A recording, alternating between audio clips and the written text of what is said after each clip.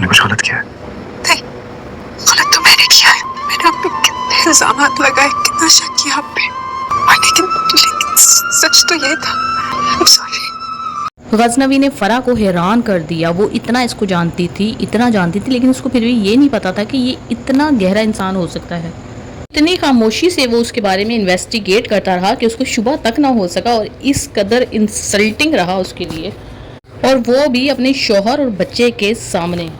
वही बच्चा जिसको आज तक वो गजनवी से छुपाती रही कि कहीं ये पीछे ना हट जाए। आखिरकार दुआ की जीत हुई और उसको ये समझ आ गया कि नहीं, मुझे ऐसा बिहेवियर अपनाना नहीं चाहिए था।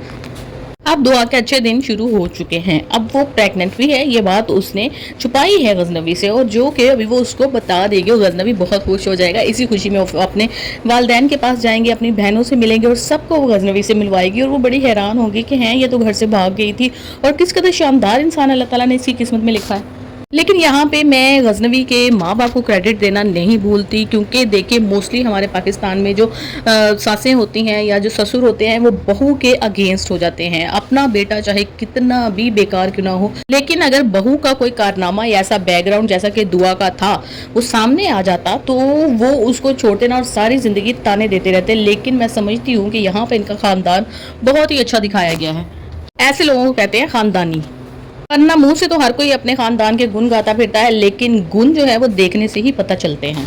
जैसे कि फिजा के ससुराल आपके सामने है, उसकी मिसाल आप ले सकते हैं कि सास कैसे कहती है हमारी बच्चियां ऐसा नहीं करती, तो हमारी बच्चियां वैसा नहीं करती। और अपनी बीवी ने बाहर एक लड़के को पसंद किया हुआ है, घर में पता भी नहीं है किसी को, पता नहीं कितनी दफ़ा वो मिल चुकी है, कितनी दफ़ा वो नहीं मिल चुकी। और उसकी बात सामने आते ही सास के मुँह पर तो लग गई है टेप, क्योंकि वो अपनी बेटी का मामला है ना, वो गैर की बेटी तो है नहीं जिसको जो चाहेगा मुंह फाड़ के वो कह देंगी। खैर जी, मका फाते अमल तो ऐसे लोगों के सामने आता ही है, लेकिन फिर भी ये समझते नहीं हैं। अब एक ट्विस्ट और आएगा कहानी में, जबकि फिजा और सरफराज का आमना सामना हो जाएगा दुआ के साथ एक शॉपिंग मॉल में, क्योंकि वो लोग भी वहीं पर शॉपिंग कर रहे होंगे। और सरफराज उसी तरह से कुत्ते की आवाज़ के साथ भौंक रहा होगा अपनी बीवी पे, जिस तरह से कि उसको आदत है या जैसी उसकी वालिदैन ने तरबियत की हुई है।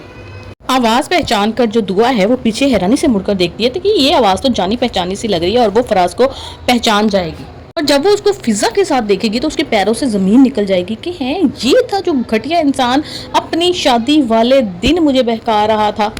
एक तरफ एक और लड़की की ज़िंदगी तबाह कर रहा है, और दूसरी तरफ इसने मुझे जाके बेच दिया, वो भी मोहब्बत का झांसा देकर। और ये जो दुआ है ये पुरानी दुआ नहीं रही, बल्कि ये बिल्कुल एक उसका न्यू वर्जन आ चुका है। तो ये बिल्कुल भी घबराएगी नहीं, शर्माएगी नहीं, बल्कि उसी टाइम सरफराज को कॉलर से पकड़ेगी और पूरी दुनिया के सामने इंसल्ट करेगी उसकी।